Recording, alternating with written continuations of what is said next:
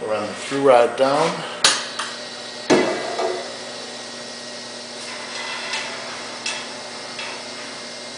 The through rod engages in the bottom, pin to hold the bottom.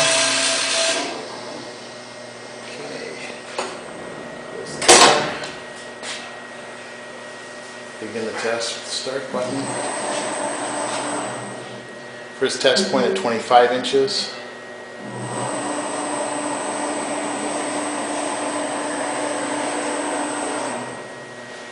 Second test point at 18 inches.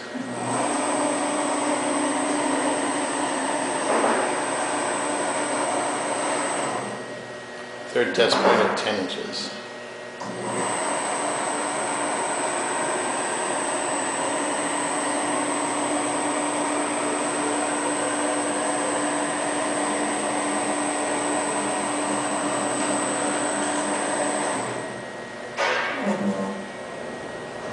There we go, the end of the test.